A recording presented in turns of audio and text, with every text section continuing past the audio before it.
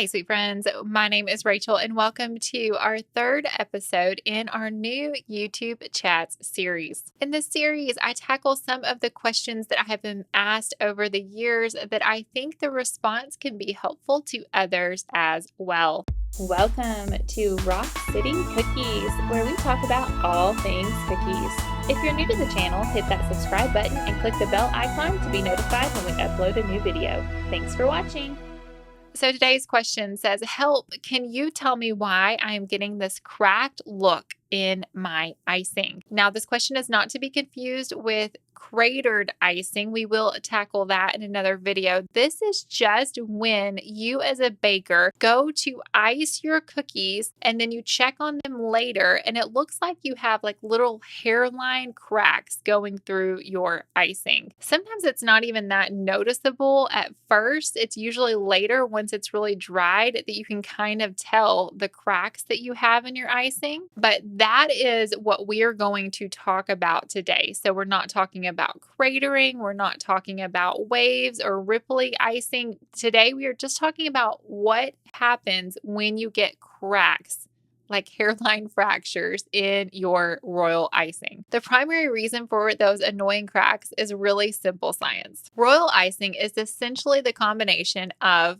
confectioner sugar or powdered sugar, egg whites or meringue powder, and water. When you go to pipe the icing onto your cookies, the finish looks smooth and flawless. However, as that icing dries, the water in the icing is actually evaporating, which is what causes it to harden. And even though it doesn't look like it, those molecules are actually shrinking because the water is evaporating from them. So your royal icing, as it's drying, it's actually shrinking and hardening. This process actually creates tension on the surface of your icing. And if you move your cookies before the icing is entirely dry, you disturb this really delicate drying process. And that actually leads to those unwanted cracks because that whole process is it's very delicate. And so if you actually touch your cookies, if you move your cookies in any way during that time that it's drying, well, you might cause these cracks in your icing. You're disturbing that drying process. And so your cracks are likely to happen then. So let's talk about the prevention of it because that's the most important part of this whole video is how do you prevent the cracks? First thing is that patience is key. Decorating sugar cookies with royal icing, it's not a fast process. No one ever got into decorating cookies because they thought, oh, this is going to be a fast and easy way to make money. Or if you did, you learned very, very quickly that that is not the case. Decorating cookies is not fast. It is not easy. It is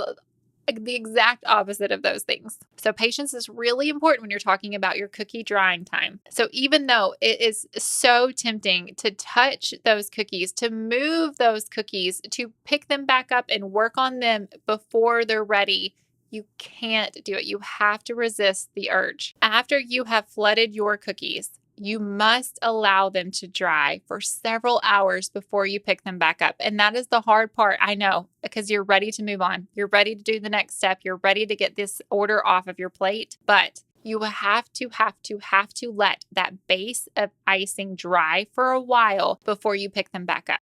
Hey, Editing Rachel here. I just wanted to confirm that what I'm talking about here is whenever you flood your entire cookie. So you are doing all of the base flood in one go. It will need several hours to dry. You could speed that up with a dehydrator, but it will take some time to dry if you are doing an entire flood. So that's what I mean by hours. If you are doing a cookie that has multiple steps and you have to break down all of the steps, you don't have to wait hours in between those steps. I usually try to wait a good little bit as long as I can. So at least 30 minutes before I pick that cookie back up. But I definitely don't wait hours in between doing one section of the cookie, picking it back up, doing another section. What I'm talking about is whenever I've flooded the entire base of a cookie, then I do usually wait at least 2 hours before I pick that cookie back up and work on it again. So I just wanted to clarify because I thought that was a little confusing. Now, I have never really had the cracks happen to me on any detail work ever. I only ever have the cracks happen to me when I go to work on my flooded cookies and they have not had several hours to dry before I touch them and move them back onto my tray or my cookie turntable. Because as careful as you are when you go to pick up that cookie, usually, especially if you're working with fresh sugar cookies, your cookie is still going to be soft. And so it is still going to move a little bit. Even if you're carefully picking it up and trying to keep it as level as you can, that cookie probably is still going to be moving a little bit, which is going to cause that icing to crack, where the wet icing that's underneath isn't dry enough to keep it stable and to keep that whole surface on the top completely flat and crisped over. So after your cookies have had long enough to dry and the drying process has gone far enough into your icing, and so the top layer of your icing is dry enough, far enough down to stabilize it and keep it hard on the top, until that happens, any movement can cause that disruption of that drying process and can cause that wet icing to slip up and through that crack. And that is why it's visible in the top of your icing. So the extended drying time will help. Now, I always dry my cookies with an oscillating fan in front of them. I have a cookie rack. I have a fan blowing on that cookie rack at all times while I'm working on cookies. And I'm talking about, I keep that fan going for like 24 hours on my cookies before I turn off my fan. So you're not going to dry out your cookie. That royal icing serves as a protection on that sugar cookie. So you don't need to worry about the fan drying out your cookie. It's not going to dry out your cookie. Trust me. It's going to dry out your icing, which is what you need it to do. So even though I have a fan blowing on my cookies, I still give several hours of dry time between flooding my cookies and then picking them back up to do the detail work on top. And a lot of times, depending on how my workflow is, sometimes I even let my cookies dry overnight before I do the details. So it just kind of depends on when I start decorating my cookies during the day. If I flood my cookies in the morning, that's great. And then I usually take a break for lunchtime. And then after lunchtime, then I'll start working on some of the detail work. And I always start with the details on the cookies that I flooded first. That way I know those cookies have had the longest drying time. And so I start with those cookies first. And then I work my way down the line and I work on the cookies that I flooded last. Does that make sense? So that also helps is if you are able to flood in the morning, take a break at lunchtime, let those cookies be drying under a fan, and then come back to them in the afternoon and work. Or you can flood your cookies at night, let them dry overnight, and in the morning come back and do all of the detail work. Either way is great. I usually have a block of about 3 or 4 hours of my cookies drying under a fan when they are flooded. Now, detail work, of course, you do not have to wait that long to dry your cookies. Or if you're drying in small sections and you're not flooding an entire cookie, but you're flooding just small sections, they don't have to dry that long at all. It's whenever you have an entire cookie and you're flooding the entire thing that I usually let that dry for 3 or 4 hours before I start working on them again. And that's hard. I know, because sometimes we just want to get that done. We just want to get this done. And you just can't.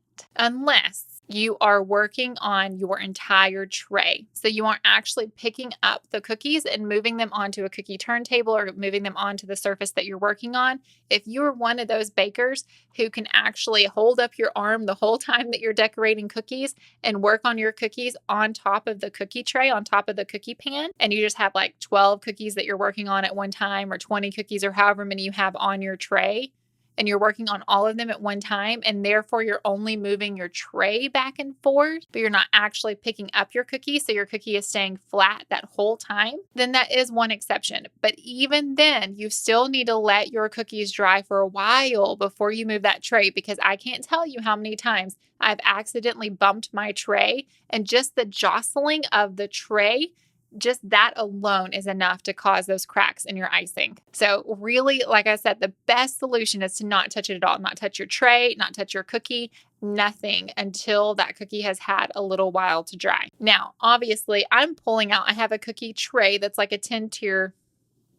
It may not even be that much, but anyway, it's got the racks that you pull in and out. And I do pull those trays in and out as I add cookies that I'm working on onto the tray. I'm just really careful. I pull the tray out very slowly. I add the new cookie, and then I push the tray in very slowly again. So if you are doing pull out racks of cookies, just go slow. Just make sure You're not jostling that tray very much at all as you add new cookies onto it to dry. Now, patience is key, but humidity matters. So you definitely need to keep an eye on the humidity in your area that you're working in. So getting a dehumidifier, if you are in a very humid area, if it rains a lot, if you just have a lot of humidity in your area, definitely look at getting a small dehumidifier for your room that you're working in to kind of draw out that moisture. Use a fan, use a ceiling fan, have your air conditioning going. If you don't have air conditioning and you're not where you have a window unit, just do whatever you can to have that air circulating where you're working, because that humidity, the more humidity that is in the air, the longer it takes for that water to evaporate in your icing, which means the longer it takes for your icing to dry. That's another way. If you can lower the humidity in your area that you're decorating cookies, that's another way to prevent those cracks because your icing is drying faster. Patience is key, humidity matters, and thicker consistency. If your icing is too thin, again, it's all about that water in your icing, and it's all about that water evaporating. So if you have a whole lot of water in your icing, if you have a really thin consistency, guess what's going to happen? It's going to take longer for your icing to dry. And the longer it takes for your icing to dry, the more likely it is to get those cracks, especially if you're ready to start working on more details on your cookie and your cookie isn't dry yet. So less water means a thicker consistency of icing, which is what I prefer. I prefer a little bit of a thicker flood. Like, I like it if I have to tap my cookie or shake my cookie a little bit for it to smooth out. If it completely smooths out and I don't have to even touch it with my scribe tool or anything, that means there's too much water in my flood and I actually need to thicken it up. So if you're having this issue, maybe try a thicker icing,